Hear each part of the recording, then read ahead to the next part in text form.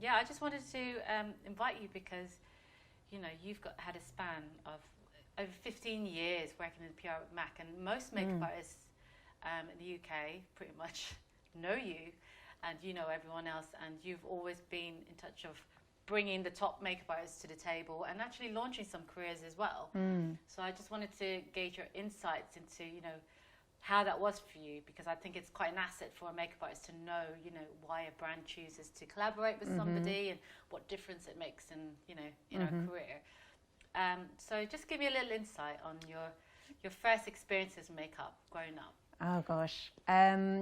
So I think my first makeup memory was probably when I was about 5. Really, really clear memory of mine. My mum is a makeup fiend. When I started in the industry, she was like, "You are never leaving this job," because she just wanted all of the products. So I'd get the products and I'd bring them home. I wouldn't even look at them, and I'd give her the bag immediately because we'd get our new collections on a regular basis, and she absolutely loved it. So my love of makeup and skincare actually, and perfume, all cosmetics, comes from my mum. She was always really well kept, and she still is. And I remember the blow drying of the hair and the L-net, you know, in the 80s, and you know, it was kind of the helmet head thing. And I don't think, sorry mum, I don't think her hairstyle has actually changed apart from the colour.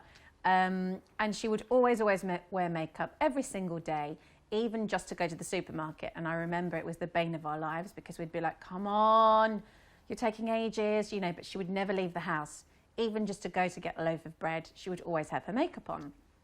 And then quite suddenly, so my grandmother used to live with us, and she passed away quite tragically and quite suddenly.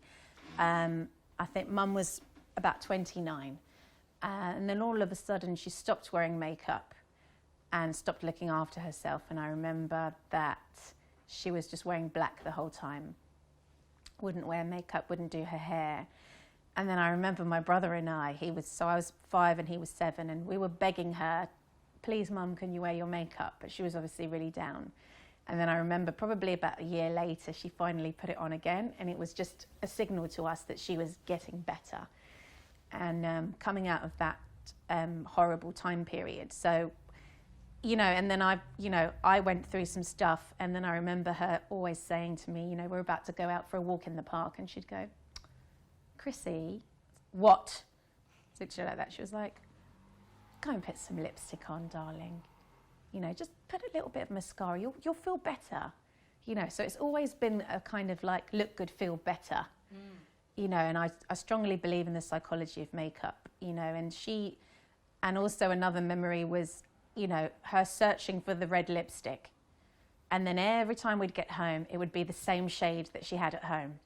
And I would be like, "I want to actually kill you." So we'd be in D.H. Evans in Wood Green. Oh my God. And then I'd be around like 8, 9, 10, 11. It was before mobile phones. So I'd be like, Mom, where are you?" So in the end, I'd just sit at one of the counters and wait. And then they'd come up and say, the consultants would be like, "Are you lost?" And I was like, "No, my mum's over there. She's looking for a red lipstick again." You know, and it would always be the same shade. And then she'd explain to me, I was like, "Mum, what are you doing?" And she said, "You know, I have to have like an orange undertone because our skin tone's really sallow." You know, so she'd always say, "We've got like a yellow undertone because we've got that Mediterranean colouring." So she'd explain to me the difference between the blue red. She was like, "No, you have to be white and blonde to wear that. And then for us, we need the orange reds." So we'd always talk about the different shades of the lipsticks, you know, and I remember I'd always wear magenta. I loved magenta growing up, you know. And then it took me a really long time to wear a red. It felt quite grown up and sophisticated, and it kind of gave me the confidence. And whenever I'd have a big meeting with the executives at MAC and they're coming over from the States, I'd be like, "Right, get my red lippy on," you know. And then I'd always like the Lady Danger over the Ruby Woo, because the Ruby Woo was the blue red, and then the Lady Danger was the orange red, and that was my wedding red. So anyway, that's kind of like my memories of makeup. Makeup artists are the original influencers. They are the original influencers, and they are. And then you've got these other influencers, and I'm like, who are all these other people? You know, and now it's kind of going full circle and coming back. Yeah. So it's really good to see. It's exciting. So what, obviously it's so saturated, so many makeup artists. So what was the key things and the key elements of the makeup artists, apart from like, was it always because they had a big name or be on editorials? Like, what was it about the ones that you choose? Because obviously, I remember in the time when I got my little invite, you know, and then my friends were like, excuse me, I've been doing it longer than you. Why did you get an invite and I haven't? And then I'll be like, you know, they're like, can we have the contacts? And I was like, well, I'm not sure if I can give you the contact because it's not mine to give, because, you know, it is exclusive.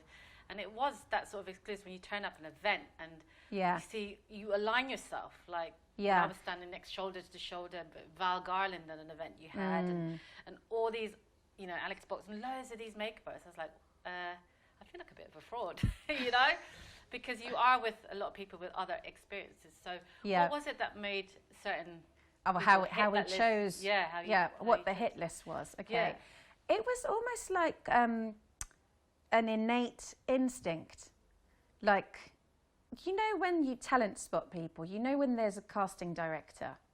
I'm not saying that I'm a casting director, you know, whatever, but you know, like, you've got someone like Nina Gold, and she's a really big name. She's a really big casting director in films. And then you think, how did she know who would be right for that part? And then you listen to her speak, and she just knew. It was just an instinct. And I think it was a combination of things. So like with MAC, it was a super creative brand. And you'd want to find artists who could show off your brand, who could show off the array of colours, who knew how to blend, who knew how to use the colour, who were super creative. So we'd look at your work because you were always super creative, you loved colour. We'd look at Isabelle French. You know, she started off as a body painter. I remember that was when she caught my eye, and I was like, she's something else, you know. And then she kind of went into the fashion, and then Tom Ford got her, and YSL, and you know, you saw the journey. So it wasn't, but then equally we wanted people who made skin look beautiful too.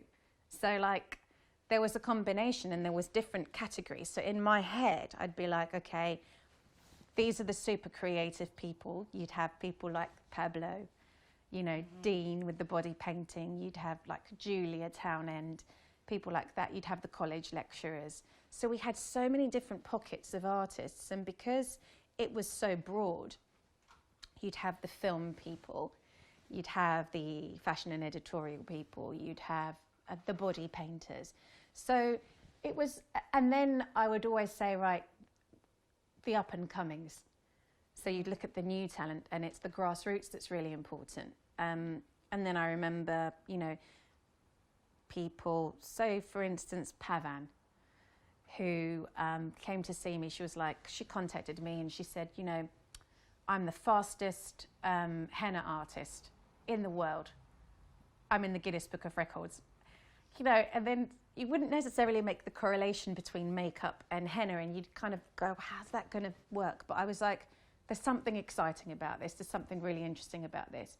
And then we became really good friends. And then we used her years later for a masterclass where we were doing Asian bridal. And I was like, now we can use Pavan. That works now, because actually we'll get Ambreen to do the bridal makeup, and then Pavan will do all of the henna that goes on. And then she was using our pro products to do the henna. So you kind of make those connections.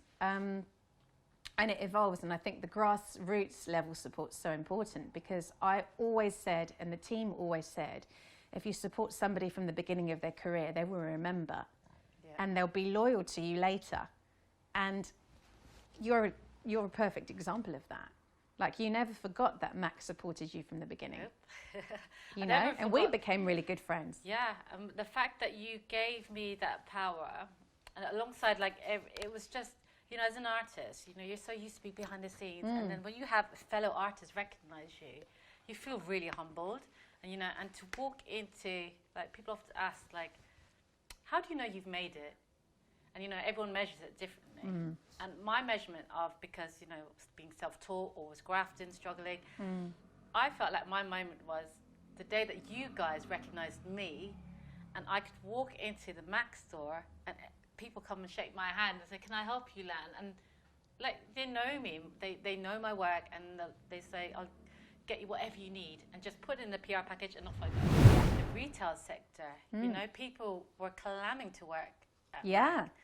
Because it was so, like, you go down the street and you could almost notice a Mac makeup artist. Yeah. You know, or... Because they were allowed to be themselves. They were the first brand that, you know, everybody wore black, but they could, it wasn't a uniform. They could individualize, you know, there were Viva Glam t-shirts, but you could cut them up and you could do things with them. You didn't have to wear it a certain way. They could wear black, as long as it was black, as long as it wasn't faded. My friend Mark used to get so cross about that. You know, he was like, it's got to be Mac black, 100% top to toe. But you can wear anything, you know. And because the makeup needs to show. So that's why everyone was so creative with their hair and makeup, because the black kind of gave them the canvas, and then they could just be super creative. And did that influence you on your own personal style? Oh my God! You know, did it make you feel? Oh my God! I was so uncool. I was so uncool. Not that I'm cool now, but like, it influences you in ways that you don't realize. So like, you start going to Fashion Week, and then you slowly start. It's like that Devil Wears Prada moment where she sort of Anne Hathaway sort of laughs when they're talking about the cerulean. And she's like, what you don't realize is that, you know, you no doubt fished that out from like a bargain basement bucket, you know, but you've been influenced by the people in this room. And then she's suddenly humbled and she shuts up. And you're like, actually, you don't realize how you absorb things when you're backstage. And it does sound like name dropping and all of that, but it's true. You are influenced by it, and your style does change and evolve.